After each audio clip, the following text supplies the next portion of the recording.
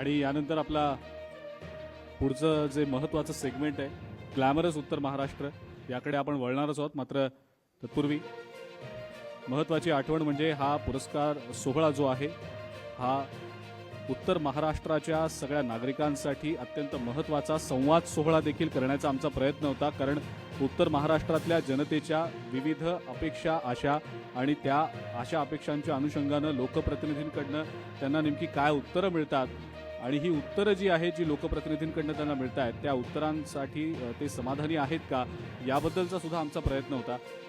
आपल्याला माहिती आहे काल आणि परवा नाशिक आणि आजूबाजूच्या परिसरात जोरदार पाऊस झाला. उत्तर महाराष्ट्रात सुद्धा काही ठिकाणी जोरदार पाऊस झाला. पिकांचं देखील नुकसान झाल्याच्या बातम्या समोर आल्या. या अनुषंगानं त्या दृष्टीनं प्रयत्न करून लोकप्रतिनिधींकडनं आम्ही ती माहिती जाणून घेण्याचा सुद्धा प्रयत्न केला की कशा पद्धतीनं नागरिकांना शेतकऱ्यांना तातडीनं सोयीसुविधा दिल्या गेल्या पाहिजेत किंवा शेतकऱ्यांचं जे पिकांचं नुकसान झालंय शेतीचं नुकसान झालंय या अनुषंगानं नेमक्या कोणकोणत्या पद्धतीनं त्यांना मदत किंवा त्यांना दिलासा देण्याच्या दृष्टीनं प्रयत्न करता येऊ शकतात या अनुषंगाने. अगदी आपण पुढचं सेगमेंट हे फार महत्त्वाचं आहे खरं तर अजिंक्य, कारण नाशिक जितकं स्पिरिच्युअली स्ट्रॉंग आहे तितकंच ग्लॅमरस सुद्धा आहे. या नाशिकच्या भूमीनं अनेक कलाकार घडवले आणि इतकंच नाही तर या कलाकारांनी महाराष्ट्राच्या शिरपेचा मानाचा तुरासुद्धा खोला. या सगळ्या कलाकारांसमवेत आपण संवाद साधणार आहोत.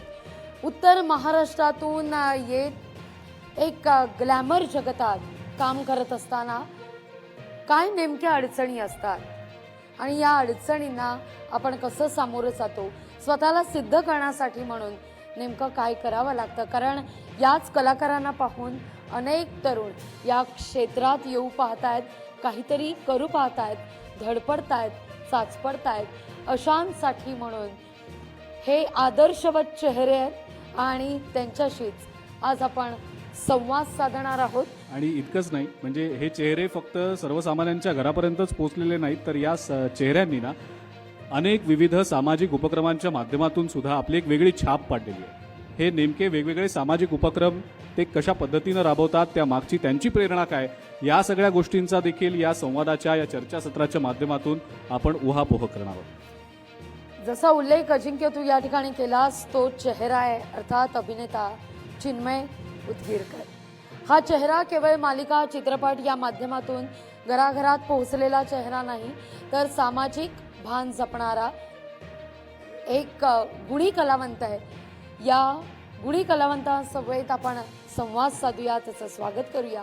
मी विनंती करते अभिनेता चिन्मय याला व्यासपीठावर येण्याची आणि त्याचबरोबर आणि त्याचसोबत संकेत पाठक आणि सुपर्णा श्याम यांना देखील मी व्यासपीठावर येण्याची विनंती करतो.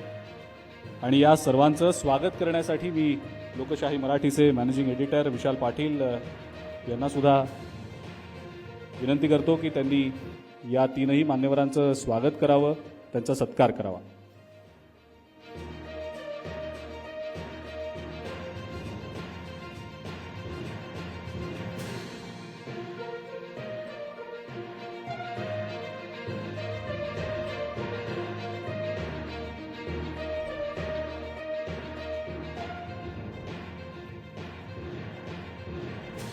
संकेत पाठक आणि सुपर्णा श्याम यांचा देखील आपण स्वागत करतोय.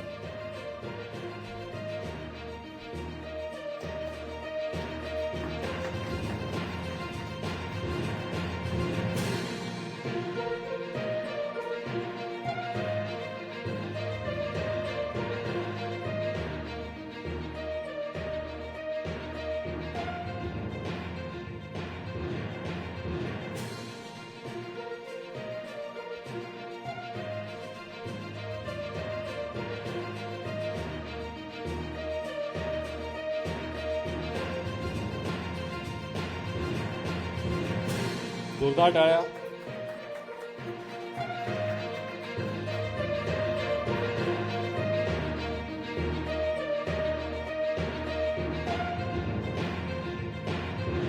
आणि आता मुलाखती करता मी विशाल सरांकडे सूत्र सोपवते.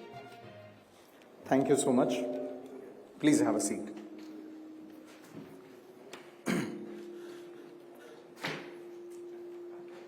लोकशाही मराठीच्या उत्तर महाराष्ट्र संवाद 2025चं ते सेशन ज्याची सगळा महाराष्ट्र सकाळपासून आतुरतेनं वाट पाहतोय. खरं तर उत्तर महाराष्ट्राचं विजन आपण जाणून घेत असताना त्याची स्पिरिच्युअल बाजू काय आहे, उद्योग क्षेत्र काय करू शकतं, क्रीडा क्षेत्र काय करू शकतं, एका बाजूला 5 मंत्रीपदं हे उत्तर महाराष्ट्राला मिळाल्यानंतरही युवकांच्या अनेक प्रकारच्या अपेक्षा आहेत. मात्र त्या अपेक्षांची खऱ्या अर्थानं पूर्ती आजपर्यंत झालेली आहे का? त्यांचंच प्रतिनिधित्व करणारे असे 3 प्रमुख चेहरे आज आपल्या या व्यासपीठावरती आपल्यासोबत जोडले गेलेले आहेत. लोकशाही मराठीच्या उत्तर महाराष्ट्र संवादाच्या या मंचावर आपल्या तिघांचं खरं तर स्वागत. तिघांचं इंट्रोडक्शन देण्याची गरज नाही, कारण तुम्ही तुमच्या आजपर्यंत केलेल्या कामाच्या निमित्तानं, मालिकांच्या निमित्तानं, वेगवेगळ्या चित्रपटांमधून केलेल्या कामानिमित्तानं, मग ते तुमचं प्रोडक्शन हाऊस असेल, तुमचे ड्रीम प्रोजेक्ट पूर्ण करणं असेल, या सगळ्या माध्यमातून महाराष्ट्रातल्या घराघरापर्यंत आपण तिघेही पोहोचलेले आहात. तुम्हा तिघांचं स्वागत करतो आणि मला वाटतं महाराष्ट्र आतुरतेनं जे ऐकण्यासाठी बसलेलं आहे त्याची आपण खऱ्या अर्थानं सुरुवात करूयात. मला वाटतं आजच्या या सेगमेंटची सुरुवात आपण लेडीज फर्स्ट, ते म्हणजे अर्थातच ग्लॅमरस चेहरा सुपर्णा श्याम यांच्यापासून करणार आहोत. सुपर्णा, खरं तर कॉंग्रॅच्युलेशन्स टू यू. महत्वाचं कारण एवढंच की उत्तर महाराष्ट्राची सून म्हणून आज तू उत्तर महाराष्ट्राचं प्रतिनिधित्व अवघ्या महाराष्ट्रासमोर यावेळेला करताना दिसणार आहे. Thank you so much. येस. आणि तर नाशिकची सून हे खूप वेगळं वाटतंय ऐकायला तसं, पण इट्स ग्लॅमरस. खरं आणि ग्लॅमरस आहेच, कारण उत्तर महाराष्ट्रानं आजपर्यंत अनेक कलाकार दिलेले आहेत. ते कलाकार केवळ कलाकार नव्हे तर ते संवेदनशील कलाकार आहे. हे या सेगमेंटमध्ये आपल्याला सगळ्यांना पाहायला मिळेल. सुपर्णा, मला पहिला प्रश्न अतिशय महत्वाचा विचारावा असं वाटतो. कलाकार म्हणून काम करत असताना आपण ग्रामीण भागातून असेल, शहरी भागातून असेल, प्रत्येक कलाकार येण्याचा प्रयत्न करत असतो. तो स्ट्रगल कशा प्रकारे तुला पाहायला वाटतो? आणि त्याचबरोबर उत्तर महाराष्ट्रानं अनेक कलाकार दिलेले आहेत, त्या कलाकारांचा स्ट्रगल मुंबईमध्ये स्वतःची एक जागा निर्माण करणं आणि त्या ग्लॅमरस वर्ल्डमध्ये एंटर होणं, मला थोडक्यात रिकॅप हवाय. सगळ्यात महत्वाचं म्हणजे स्ट्रगल हा आहेच, त्याला तोड नाही आहे. म्हणजे हार्डवर्क आहे, मेहनत आहे, हे तुम्हाला घ्यावीच लागते. पण त्याबरोबर जर तुम्हाला खूप चांगले लोक मिळाले तुमच्या वाटचालीत, तर तो एक खूप मोठा फायदा होतो. बरोबर. आणि मला असं वाटतं की जसं यू सेड की रिकॅप, तर माझ्यासाठी मला एक प्लॅटफॉर्म उपलब्ध झाला होता महाराष्ट्राचा सुपरस्टार नावाचा, आणि मी फॉर्च्युनेट होते की मला तो प्लॅटफॉर्म मिळाला.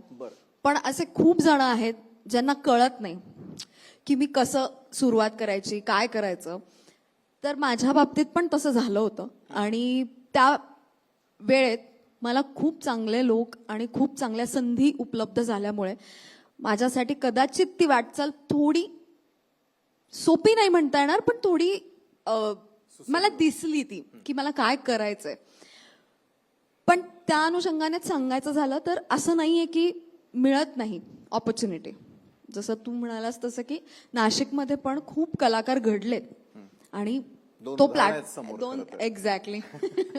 आणि एका बरोबर तर माझी सुरुवात झाली आहे. क्या बात आहे, दुग्ध शर्करा योग आहे म्हणजे आजचा. तर त्या हिशोबाने मला फक्त एवढंच सांगायला आवडेल की मेहनत करणं आणि एक चांगला प्लॅटफॉर्म मिळणं जो खूप महत्वाचा असतो, तो मिळाला तर त्याचं सोनं करणं हे तुमच्या हातात आहे. आणि ते कदाचित मी प्रयत्न केला, अजून करत राहीन आणि त्यापुढे. बरोबर आहे. मग चिन्मयचं आता नाव घेतलेलंच आहे की तिथून सुरुवात झाली आहे. चिन्मय, मला खरोखर एक विचारायचं आहे की ग्रामीण भागातले जे युवक असतात, त्यातल्या त्यात आपण थोडं शहरी भागात राहतोय, पुणे मुंबईतल्या तरुणींना लवकर संधी मिळते. मात्र ज्या वेळेला आपण अशा बॅकग्राऊंडमधून येतो की ज्या वेळेला आपल्याला कुठल्याही प्रकारचा बॅकअप नाहीये, गॉडफादर नाहीये, त्यावेळेला या क्षेत्रात येणं योग्य की अयोग्य या डायलेमामध्ये बरेच जण आपले स्वप्न हे कुचकरतात किंवा त्या स्वप्नांना वाटच देत नाही. चिन्मय, तुमच्यात टॅलेंट आहे तर ते जगासमोर आलंच पाहिजे. करमणूक हे क्षेत्र असं आहे की त्याला कुठेच एंडच नाहीये आणि सगळं जग एंटरटेनमेंटसाठीच धावत असतो. बरोबर. मग ती मानसिक असेल, ती प्रत्येक प्रकारची एंटरटेनमेंट असेल. ती ग्रामीण तरुणामध्ये खूप पोटेन्शियल आहे. तू नाव घेतलंस पुणे आणि मुंबईचं दादा, बरोबर. दोन्ही ठिकाणी खूप चांगल्या प्रशिक्षण संस्था आहेत. कुठलीही करमणूक ही वाईट नसते बरं का, पण करमणूक 2 कॅटेगरीमध्ये येते, एक तर करमणूक आणि चांगली करमणूक. तर चांगली करमणूक जी आहे, जो चांगला दर्जा जो आहे, तो ग्रामीण भागातल्या तरुणांना पण कशाला चांगलं म्हणावं या अनुषंगाने प्रशिक्षित करणं फार आवश्यक असल्यामुळे या सगळ्या ग्रामीण भागामध्ये, रादर नाशिकमध्ये, आपण जर उत्तर महाराष्ट्राचा विचार करतो आहोत तर इथे अद्ययावत प्रशिक्षण संस्था ही स्थापन केली जाणं अत्यंत आवश्यक आहे. आणि ज्या पद्धतीने समृद्धी महामार्ग हे पुढचे 5-6 जिल्हे कव्हर करतोय, अगदी नागपूरपर्यंत, आणि अंतर कमी करतोय, तर इथेच FTII सारखी किंवा NSD सारखी, ललित कला केंद्र सारखी एक मोठी संस्था इगतपुरी नाशिकमध्ये स्थापन केली जाणार. दादा फाळकेंची भूमी आहे म्हणतात, त्र्यंबकेश्वरमध्ये आपण का स्थापन करू नये? असं मला वाटतं ते फार आवश्यक आहे. तसं जर झालं तर सशक्त करमणुकीचं एक उत्तम प्रशिक्षण इथल्या ग्रामीण भागातल्या तरुणाला मिळेल आणि तो सुद्धा जग गाजवू शकेल. कारण ते जग फक्त 10 सेकंदाच्या रीलवर तुमच्या हातामध्ये आलेलं आहे. त्याची फार आवश्यकता आहे. तसं घडलं तर मग क्रांती होऊ शकेल चांगली. बरं, मला वाटतं की यावेळेला राज्याचे मुख्यमंत्री, उपमुख्यमंत्री, सांस्कृतिक मंत्रालय हा कार्यक्रम पाहत असेल आणि जी महत्त्वपूर्ण सूचना केलेली आहे की अनेक ठिकाणी कुठेतरी प्रशिक्षण संस्था उभ्या करणं, या अनुषंगानेही आपण पुढे चर्चा करूयात. मात्र ही मागणी आज महाराष्ट्रासमोर आणि तमाम जे आपले राजकारणी मंडळी आहेत, मंत्रिमंडळ आहे, त्यांच्यासमोर गेलेलं आहे. संकेत, एक महत्त्वाचा प्रश्न विचारावा असं वाटतो. सध्या पाऊस खूप आहे, शेती, पूर, अशा अनेक प्रश्नांना आपण सगळेजण सामोरे जातोय. नेहमी एक कॉन्ट्रीब्युशन युथचं आणि कलाकारांचं टुवर्ड्स ती मदत करणं असेल किंवा आवाहन करणं असेल, त्या दृष्टीनं होताना दिसते. त्या मुद्द्याकडे वळण्याआधी मला महत्त्वाचा प्रश्न विचारायचा आहे. डान्स, त्यानंतर त्याचं इतर युवक युवतींना प्रशिक्षण मिळावं यासाठीची धडपड आम्ही फार जवळून पाहिलेली आहे. मग त्यानंतर मिळालेली मालिका असेल, चित्रपट असेल आणि कृष्णप्रिया, ज्यातून थिएटरही करायला मिळालं, या तिन्ही माध्यमातून वावरताना आवडलेली गोष्ट आणि मग युवकांनी या पूरग्रस्तांसाठी, शेतकऱ्यांसाठी, उत्तर महाराष्ट्रासाठी काय करावं? संकेत. खरं सांगायचं तर रिकॅप तूच दिलास पूर्ण.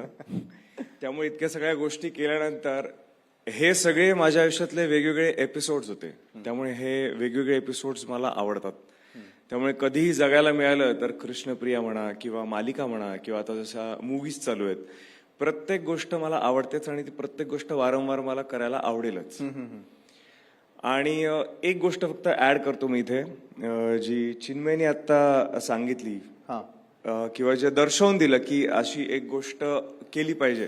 आय ऑलवेज थिंक की be the change you want to see in the world. True. So जसं त्याने राईटफुली सांगितलं की अशी एखादी प्रशिक्षण संस्था किंवा काहीतरी असायला पाहिजे, ते आम्ही काहीतरी करायचा प्रयत्न ऑलरेडी सुरू केलाय. रादर ती इस्टॅब्लिशमेंट आहे सुद्धा, आम्ही ती सुरू सुद्धा केलेली आहे, which goes by the name NPA, Nashik performing arts. वा. सो आणि तिचं आम्ही ऑफिस तिथे ठेवलेलं आहे, गुरुदक्षिणा ऑडिटोरियम जे आहे कॉलेज रोडला, and that is in association with Atul Narang and Akshay Deshpande, जे गोखले एज्युकेशन सोसायटीचे, he is one of the directors. तर त्यांच्याबरोबर मिळून आम्ही ही गोष्ट तयार करायचा प्रयत्न केलेला आहे आणि ती आता जस्ट रिसेंटली आम्ही गुरुपौर्णिमेलाच लॉन्च केली. तर ती गोष्ट ऑलरेडी करायला सुरुवात केली आणि माझं ते सांगण्यामागचं कारण हे की आपण डेफिनेटली समोरच्यांना मागतो किंवा आवाहन करतो की आम्हाला हे द्या, हे करा, आणि ज्या गोष्टी सुविधा नसतात किंवा नाही आहेत, ज्या असायला पाहिजे, जिथे खेडेगावातले लोक किंवा लांबचे लोक जे पुणे मुंबईतले नाही आहेत त्यांना ते शिक्षण मिळायला पाहिजे, तर आमच्याकडून किंवा माझ्याकडून ॲज अन आर्टिस्ट मी काय करू शकतो, तर मी ते पाऊल उचललेलं आहे. आणि मी ती संस्था म्हण किंवा त्याचे परफॉर्मिंग आर्ट्स एक सेंटर आहे ते सुरू करण्याचं एक धाडस केलं, ऑफकोर्स माझ्या कलिग्स बरोबर, आणि आम्ही ते सुरू केलं. तेव्हा जेव्हा आपण मुख्यमंत्र्यांना, उपमुख्यमंत्र्यांना सांगू की असं असं करा, आणि जर त्यांना प्रश्न पडला की कुठून सुरुवात करायची, तर सुरुवात ऑलरेडी केली आहे. वा. फक्त तुमचा पाठिंबा हवा, हे एक मी सांगेन. बरं, पाया रचला गेलेला आहे, त्या वाटेनं आपल्याला सगळ्यांना वाटचाल करणं आवश्यक आहे. चिन्मय, थोडं तुझ्याकडे येईल. कलाकार म्हटलं की म्हणजे आता तुम्ही तिघही कलाकार आहात. खरं तर तुमच्या प्रत्येकाच्या आयुष्यामधल्या वेगवेगळ्या लेयर्स असतात, प्रत्येकाला आलेलं स्ट्रगल असतं. मात्र त्या स्ट्रगलनं थांबून न जाता त्याच्या पुढे जाणं हे सुरूच असतं. मला प्रश्न यामुळे विचारायचा आहे की मालिका किंवा चित्रपट किंवा तुम्ही नाटकातून काम करत असताना प्रत्येक वेळेला आपल्याला त्यातून उत्पन्न मिळेलच का, असं नसतं. मग अशा वेळेला एक साईड इन्कम करून ठेवणं, बरं, ते आजकाल फक्त कलाकारांच्या बाबतीत नाही, करिअर कुठलंही निवडा, एक साईड इन्कम हे प्रचंड आवश्यकतेचं झालेलं आहे. त्या क्षणाला काय करायला हवं? जसं जिमच्या माध्यमातून तुम्ही उचललेलं पाऊल आहे, आज महाराष्ट्राला कळू द्या की फिटनेस फ्रीक असलेला चिन्मय आणि त्याचं पॅशन त्या संदर्भातलं काय. बरोबर आहे. साईड इन्कम हे कलाकारच नाही तर कुठल्याही क्षेत्रातल्या लोकांना आता सगळेच आवश्यक मान्य आहे. करतील. कारण आता ज्या पद्धतीने ग्लोबल प्लॅटफॉर्मवर जे काय चाललेलं आहे आणि एक रिसेशन येऊ पाहतंय की कशाची काय चिंता निर्माण झालेली आहे, सो सगळ्यांना सर्वांसाठी साईड इन्कम हे असलंच पाहिजे. पण मुळात मला असं वाटतं की या सगळ्या गोष्टीमध्ये अशी तुमची उत्पन्नाची माध्यमं असली पाहिजे तर तुम्हाला स्ट्रेस नसला पाहिजे, त्याच्या तुमच्या राहणीमानावर मेंटल हेल्थवर परिणाम नाही झाला पाहिजे. आणि आता एक्झॅक्टली त्याच गोष्टी घडत आहेत. सो तुम्ही तुमच्या हॉबीला म्हणजे ज्या पद्धतीने आता संकेतने त्याचं डान्स आणि हे सगळं पॅशन परफॉर्मिंग आर्ट्सच्या माध्यमातून एक साईड इन्कमच्या अनुषंगाने किंवा का असे ना किंवा लोकांना शिकवण्याच्या अनुषंगाने किंवा कलाकारांना एक संधी मिळते. जे त्याने डेव्हलप केलेलं आहे तेच आहे. म्हणजे काय होईल माहिती का की साईड इन्कम तर होईलच होईल, पण ॲट द सेम टाइम ते तुमचा स्ट्रेस बुस्टर म्हणून पण काम करेल.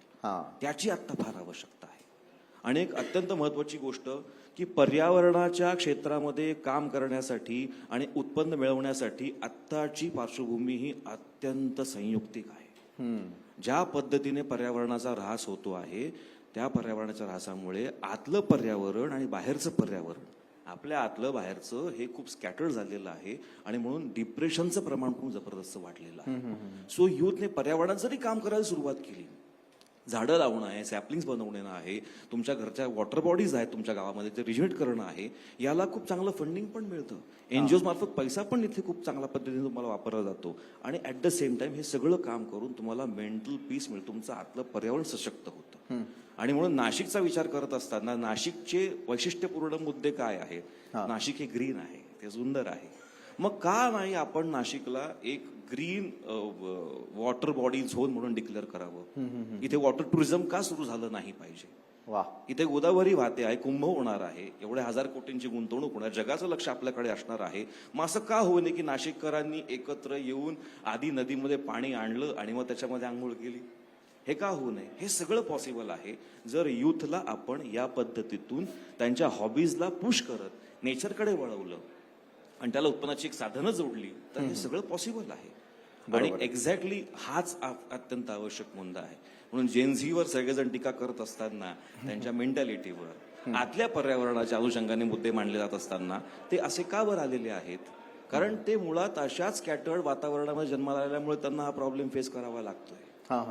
त्यामुळे आमचे आई वडील ज्या नाशिकमध्ये जन्मलेले होते ते नाशिक टुमदार होतं, छान होतं, हिरवगार होतं, गोदावरी तिकडे व्हायची, नाशिकचं पर्यावरण छान असल्यामुळे आमच्या आई वडिलांचं पर्यावरण चांगलं होतं की. तर ते पर्यावरण आपण जेनझीजला जर दिलं किंवा त्यांच्या या शक्तीला तिकडे वळवलं, उत्पन्न पण मिळवू शकेल, पर्यावरण समतोल पण साधला जाईल आणि पर्यायाने नाशिकच काय पूर्ण भारत सशक्त समृद्ध होईल, विकसित होईल. बरोबर. समृद्धतेचा आता विषय निघालेलाच आहे आणि कलाकारांबद्दलही आपण बोलतोय. सुपर्णा, काय असतं की एक महिला ज्या वेळेला कलाकार म्हणून काम करते किंवा बिझनेस वुमन म्हणून काम करते, तिला वर्क लाईफ आणि आपलं जे पर्सनल लाईफ आहे ते दोन्ही बॅलन्स करावंच लागतं. बरं, मी बऱ्याचदा बघितलेलं आहे की मिळालेला वेळ हा ज्यावेळेला काम असतं आणि आपल्याला त्या कामाच्या अनुषंगाने काम करायचं आहे, मुंबई असतं, त्यानंतर ज्यावेळेला थोडासा एक मेंटल पीस हवा आहे त्यावेळेला नाशिककडे पावलं आपोआप वळतात. पण मला एक विचारायचं आहे की जसं चिन्मयनं एक वेगळं पाऊल टाकलं आणि आपलं साईड इन्कम असणं गरजेचं आहे, तसंच एक महिला म्हणून तुला काय वाटतं की सक्षम होणं किती गरजेचं आहे? कारण काय, एक प्रोडक्शन हाऊस, त्यासाठी निर्मिती क्षेत्रात उतरणं आणि जे तुमचे प्रेक्षक आहे त्यांना भरभरून व्हरायटी देणं, हे चॅलेंज तू कशा प्रकारे पाहते? प्रोडक्शन हाऊसचा तुझा अनुभव कसा आहे? जसं तू म्हणालास तसं महिलांसाठी आपण बोलूयात. म्हणजे being a girl, being a woman, मला सुरुवातीला खूप तसा माझ्या वाटचालीत त्रास झाला होता या गोष्टीचा. खूप जणांनी एनिवे देवर इन्स्टन्सेस म्हणू आपण, पण त्यातूनही मार्ग शोधणे हे महत्वाचं आहे. आणि त्यात एक माझं स्वप्न होतं हे की मला फक्त एक कलाकार म्हणजे मीच फक्त दिसले पाहिजे असं माझं कधी मत नव्हतं. मला नवीन नवीन कलाकारांना संधी मिळावी ह्याच्यासाठी मला काहीतरी करायचं होतं. की नवीन आपल्याकडे खूप टॅलेंट आहे, पण त्या टॅलेंटला प्लॅटफॉर्म मिळत नाही, ती संधी मिळत नाही त्यांचा टॅलेंट शोकेस करण्यासाठी. आणि त्यासाठी म्हणून मी साम्राज्य प्रोडक्शन्स हे नाव ह्या नावाने माझी एक निर्मिती संस्था सुरू केली आणि त्या अंडर सगळ्यात पहिली मी एक शॉर्ट फिल्म केली हिरो नावाची, जी सगळ्या नवीन मुलांनी केली आहे. आणि ती करण्यामागचं रिझनच ते होतं की नवीन मुलांना एक छान प्लॅटफॉर्म मिळावा. आणि त्यात मला सांगायला आवडेल की त्यात 3 ते 4 जण म्हणजे टेक्निकल क्रू मधले 3 ते 4 जण नाशिकचे. बरं. त्यामुळे मी म्हणजे मला तो एक्सपिरियन्स खूप खूप मजेशीर होता माझ्यासाठी. आणि ती निर्मिती संस्था सुरू करण्याचं कारण आणि ते ओव्हरऑल एक फॉर्मेशन करण्याचं कारणच ते होतं की I wanted to give a platform नवीन टॅलेंटसाठी, नवीन पिढीसाठी. प्रशिक्षण संस्था वगैरे आता संकेतने सांगितलं ते तर अजून एक पुढची गोष्ट आहे, पण त्याला पण साथ द्यायला ते एक्सपोजर देण्यासाठी म्हणून ती एक निर्मिती संस्था. तर अशाने ती सुरुवात झाली आणि हिरोला खूप छान प्रतिसाद मिळाल्यामुळे मला अजून प्रोत्साहन मिळालं की आपण काहीतरी करू शकतो आणि ह्या नवीन टॅलेंटला आपण खरंच चान्स देऊ शकतो. कुणीतरी मला प्लॅटफॉर्म दिला म्हणून एक माझी जबाबदारी म्हणा किंवा कर्तव्य म्हणा ते एक मी पूर्ण करायचा प्रयत्न करते. बरं, त्या प्रयत्नामध्ये साथ जी आहे ती संकेतची सातत्यानं मिळत होती. बरं संकेत, हिरो करताना अनेक युवक किंवा युवती आहेत ज्यांच्या आतला तो हिरो दडलेला असतो, त्याला एक्सप्रेस व्हायला जागा मिळत नाही आणि मग वय निघून गेलं, वेळ निघून गेला की मग फक्त रिग्रेट मनात असतं आणि ते आपल्या डोळ्यात कधीतरी दिसतं. हिरो मी पाहिलेलं आहे, अनेकांनी ते वेगवेगळ्या प्लॅटफॉर्म्सवरती पाहून झालंय, युट्यूबच्या माध्यमातून असेल किंवा सोशल मीडियावरती त्या संदर्भातलं प्रमोशन पाहिलं असेल. ती स्वप्न किती महत्वाची आहेत रे, म्हणजे एखाद्या कलाकारासाठी म्हणा किंवा युवा पिढीसाठी? नाही, आय थिंक 100% महत्वाची आहे. कारण जर तुम्ही स्वप्नच बघितलं नाही तर तुम्ही पूर्ण काय कराल.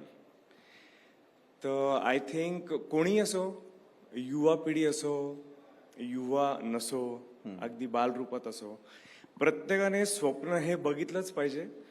कारण आय थिंक जगण्यासाठी ते एक डिरेक्शन आहे. बरोबर.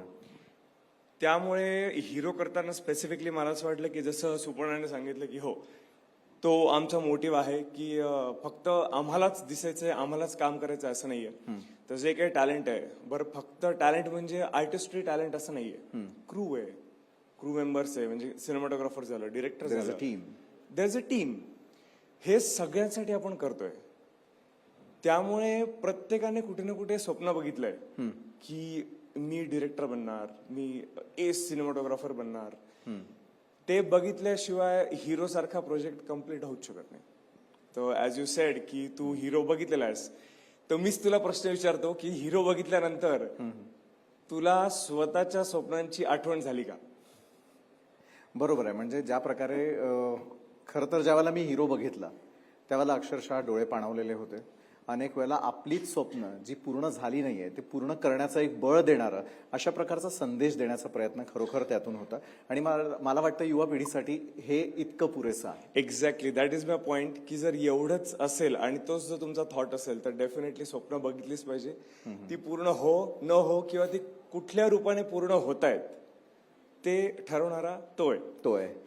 त्यामुळे डेफिनेटली स्वप्न बघा, पूर्ण करा आणि ती करत असताना नोईंगली अननोईंगली तुम्ही दुसऱ्यांची मदत करतातच. कारण तुमच्या बरोबर अजून एक 100 म्हणजे जो काही क्रू असतो आपल्याबरोबर, like we are sitting here, इथे आपला क्रू आहे, साऊंड आहे, लाईट्स आहे, कॅमेरामॅन आहे, सगळ्यांचं कॉन्ट्रीब्युशन. त्यामुळे सगळ्यांचं कॉन्ट्रीब्युशन आहे आणि तिथे तू त्यांना लीड करतोयस. त्यामुळे जेव्हा तुझं स्वप्न पूर्ण होतंय तुझ्याबरोबर अजून 100 जणांचं स्वप्न पूर्ण होतंय असं मी मानतो. खरोखर आहे. आणि ते पूर्ण करण्यासाठी एक टीम अत्यंत आवश्यक आहे. टीमवर्क प्रत्येक क्षेत्रासाठी गरजेचं आहे. चिन्मय, मला एक महत्वाचा प्रश्न आहे आता की सत्राच्या शेवटाकडे आपण थोडं वळतोय त्या निमित्ताने की कलाकार मंडळी म्हटले की सेन्सिबल असतात नसतात यावरती एक प्रश्नचिन्ह उपस्थित होतं. मात्र ज्या वेळेला तुम्ही कलाकार म्हणून काम करत असतात, त्या एका संपूर्ण समाजाचं प्रतिनिधित्व करत असतात, कुंभासारखा अगदी आपल्या तोंडावरती आलेला सोहळा आपण सगळेजण पाहतोय. मात्र त्या अनुषंगानं पर्यावरणाचा विषय असेल, नॅचरल स्त्रोत जे बंद करून त्या ठिकाणी पाडण्यात आलेले आहेत, नमामि गोदा आम्हाला पेपरवर दिसते, रिअलमध्ये कधी पाहायला मिळणार आहे, त्या अनुषंगानं धडाडीनं तूही काम करतोय, अनेक समित्यांमध्ये आहेस. काय आणि कुठल्या प्रकारचं सजेशन आज महाराष्ट्रातल्या युवकांना आणि सरकारला द्यावंसं वाटतं? सगळ्यात पहिली गोष्ट की अनेकांना असं वाटतंय गोदावरीचा प्रॉब्लेम हा आहे की प्रदूषण. हा. पण हा प्रॉब्लेमच नाहीये. हा खूपच दुय्यम लेवलचा प्रॉब्लेम आहे. सगळ्यात मुख्य प्रॉब्लेम आहे की आपली गोदावरी आई ही वाहतच नाहीये, प्रवाहित असणं ती गरजेचं. प्रवाहितच नाहीये. कारण तिचे सगळे जे झरे होते ज्याच्यातून पाणी यायचं ते सगळे झरे बेसुमार वृक्षतोड, ब्रह्मगिरीचा ऱ्हास, सिमेंटीकरण, पर्यावरण संतुलन ढासळून टाकण्या सगळ्या गोष्टींमुळे आपण मारून टाकलेले आहेत. त्यामुळे ती अखंड अविरल निर्मल वाहत नाही. त्यामुळे जर गोदावरीमध्ये आंघोळ जर करायची असेल तिच्यामध्ये तिचं पाणीच नाही, तुम्ही आंघोळ काय डोंबल्याची करणार आहात? आपण गोदावरी आरती करतो आहोत पण ते आरती असलेलं पाणी हे सांडपाणी आहे, हे तिचं मुख्य पाणीच नाही, मग तुम्ही आरती कसली करतात? या सगळ्या गोष्टी केल्या गेल्याच पाहिजे. पण त्याहून महत्वाचं हे आहे की ती वाहती कशी होईल यावर काम केलं पाहिजे. बरं, आता मी सगळ्यात मोठा बॉम्बस्फोट इथे करतोय. कोर्टाची आज्ञा अशी आहे, ऑर्डर अशी आहे की कुंभाच्या वेळेस स्नान करताना धरणाचा विसर्ग, धरणातून सोडलेलं पाणी हे आंघोळीसाठी वापरता येणार नाही. बरं. मग जर धरणातलं पाणी तिथे आंघोळीसाठी नसेल मग तुमचं मूळ गोदावरीचं पाणी तिथे असलं पाहिजे ना. मग तुम्ही ते आणणार कसं काय 1.5 वर्षामध्ये? यासाठी सगळ्या नाशिककरांनी, आपण होस्ट आहोत, जग आपल्याकडे बघणार आहे, सगळ्या नाशिककरांनी आत्ताच या क्षणापासून गोदावरी आई अविरल वाहती होण्यासाठी काम करण्याची आवश्यकता आहे. कशी? आता पाऊस पडतो आहे, 6 महिने पाऊस पडतोय आपल्याकडे, पण एकाही नाशिककरांनी पाणी जमिनीमध्ये मुराचा प्रयत्न केला आहे का? किंवा ते जाऊ दे, केलाही असेल, अनेकांनी केलाय, रेन वॉटर हार्वेस्टिंग केलं असेल प्रत्येकाने, पण शासनाकडून त्या अनुषंगाने त्याचं प्रमोशन करणं हे सांगितलं गेलंय का? तर ते आपण केलं गेलं पाहिजे. त्यांचे जे कॅचमेंट एरियाज आहे तिथे प्रॉपर झाडांचं लागवड करून ते झाड 3 वर्ष जगेल कसं याच्या उपाययोजना केल्या गेल्या पाहिजे. बरोबर आहे. फक्त झाडं आपण दरवर्षी लावतो पण जगण्याची तरतूद नसल्यामुळे ती झाडं जगतच नाहीत. मग पाणी मुरणार कसं जमिनीमध्ये? ब्रह्मगिरी आपण म्हणतो आहोत की साक्षात ब्रह्मगिरी शिव आहे, पण ब्रह्मगिरी कधीही कोसळू शकतो हे अनेक नाशिककरांना माहितीच नाहीये. भारत आणि महाराष्ट्राची तर बाबत आपण सोडून देऊया, तो कधीही कोसळू शकतो, इतका तो उघडा बोडका ओकाबोका पडलेला आहे. मुरुमाचे थर दिसायला लागलेले आहेत. मग ब्रह्मगिरीवर प्लांटेशन कसं करणार? 108 कुंड आहेत ब्रह्मगिरीवर. हे 108 कुंड म्हणजे फक्त पौराणिक कुंड नसून ते ॲक्युफर्स आहेत, ते आपल्या गोदावरी आईचं पोट आहे. जर ते भरले, ते रिजिनेट केले गेले तर ती खळखळून व्हायला लागणार नाही का? खरं.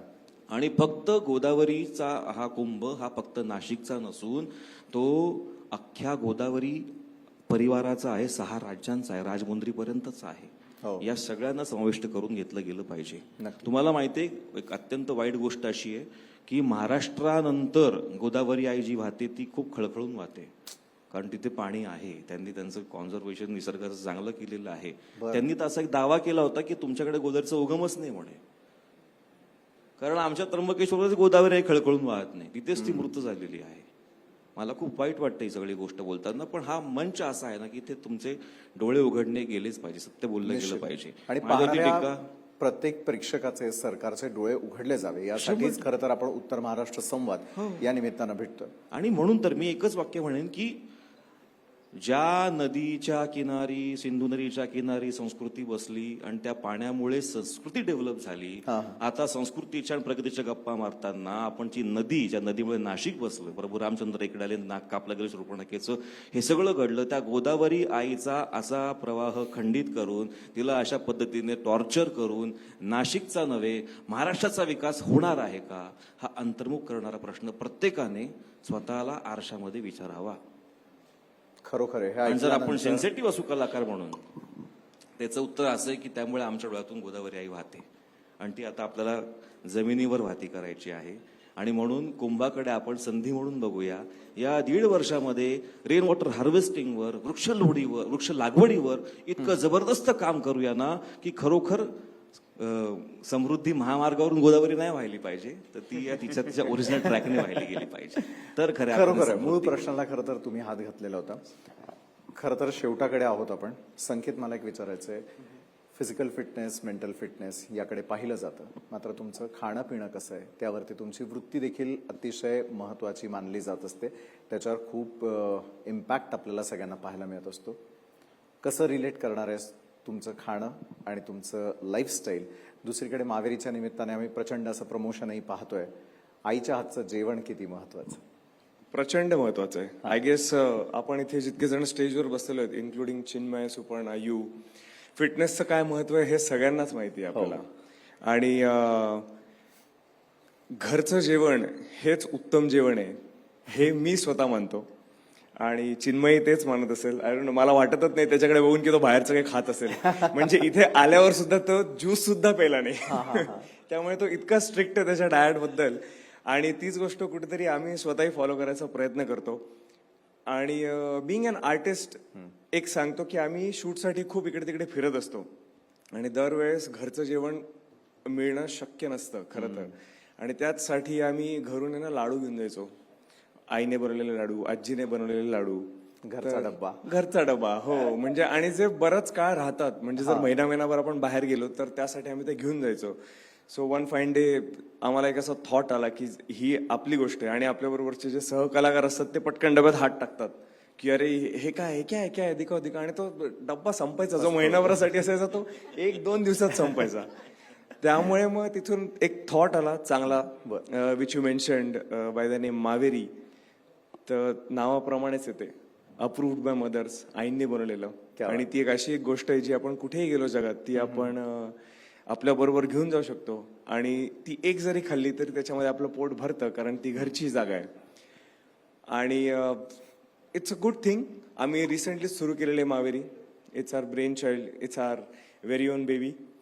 तर आणि आम्ही कॅनडा, कतार अशा बऱ्याच कंट्रीजमध्ये आतापर्यंत एंटरप्रेन्योरशिप सुद्धा किती गरजेची आहे हे याच्यातून हो नाही. बट हॅव्हिंग सेड दॅट त्याचा बेस आम्ही नाशिक ठेवलेला आहे. बर, म्हणजे हो, आणि बिंग माय होम टाउन ऑल्सो. आणि आता नाशिकची सून पण इथे आहे त्यामुळे आम्ही त्याचा ओव्हरऑलच बेस नाशिकमध्ये ठेवला.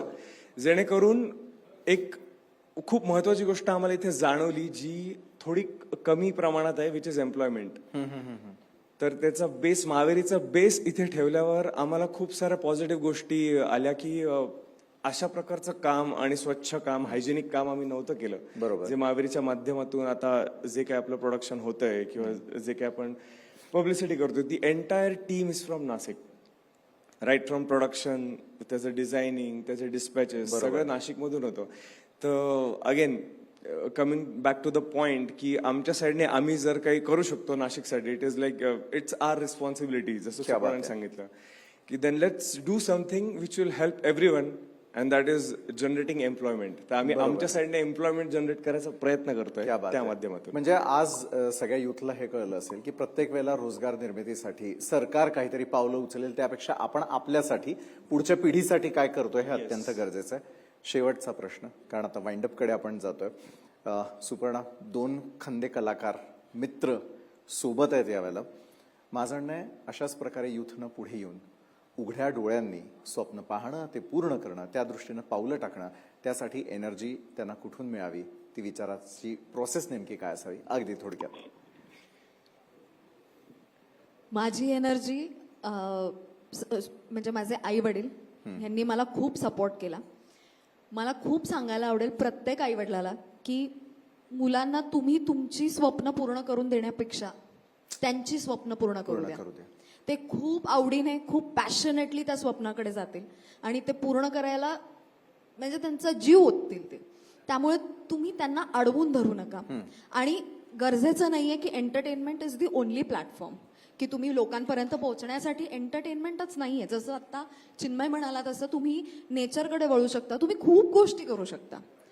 फक्त ते करणं हे महत्वाचं आहे.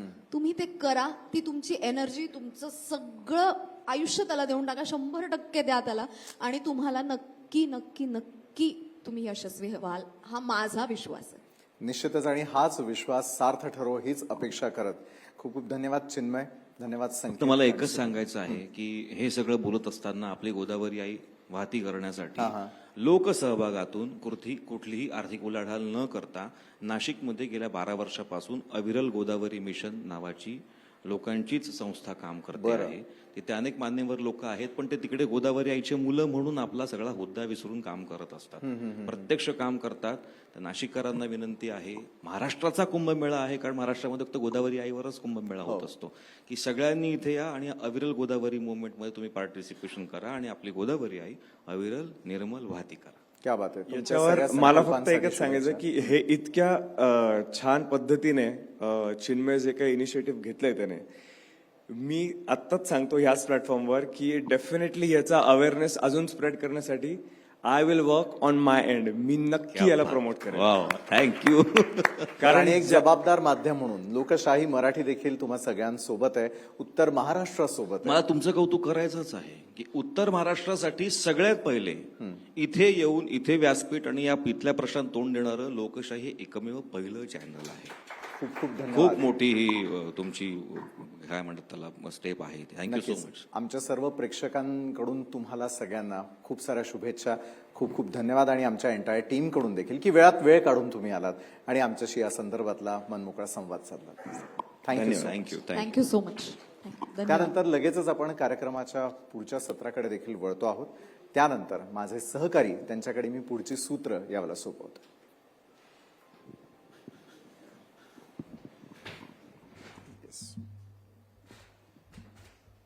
धन्यवाद विशाल सर आणि मान्यवर.